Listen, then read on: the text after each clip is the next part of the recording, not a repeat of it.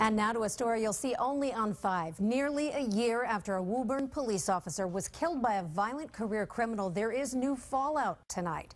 News Center 5's Michelle McPhee has learned the parole workers who were supposed to be watching the killer have now been fired.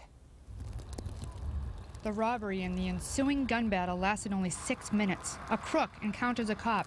Gunfire erupts under the cover of a blinding blizzard. Both men died in the snow. It was one day after Christmas almost a year ago. The dead? Jack McGuire, a veteran Woburn cop, the first ever killed in the line of duty in the city's history. And career criminal Dominic Cinelli, a man whose entire adult life was spent committing acts of terrible violence. It went bad quickly where Cinelli came out of the store, encountered one of our officers, and started to flee from that officer. And seconds later, we engaged Jack in the parking lot in this awful blizzard, and they exchanged gunfire, and both of them were killed. Now News Center 5 has learned that 51 weeks after that deadly encounter, the parole officer charged with supervising Cinelli, Stephanie Belli, has been fired. So has her supervisor, John Connor. They were recently informed that they'd been terminated. Nobody is more horrified at the fact that a police officer lost his life.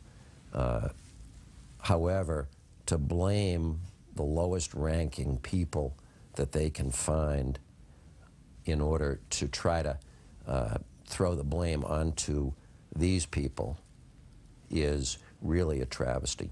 Cinelli's rap sheet includes assaults on cops, armed robberies, escapes from jail. His last prison sentence was 3 consecutive life terms. Despite requests from prosecutors to keep Cinelli in jail, the parole board released him to a South Boston sober house. It was there, prosecutors said, that he began to plot and execute more armed robberies, all while under parole supervision. In January, the Executive Office of Public Safety released a scathing report saying his supervision was inadequate. That same month, 5 members of the parole board stepped down. Jack's dead. And Jack's dead because of somebody that should have been supervised on parole. And the parole system didn't work.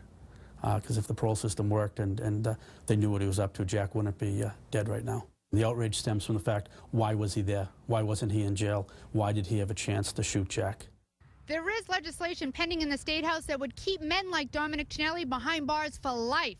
Woburn cops are hoping that lawmakers step up and do the right thing.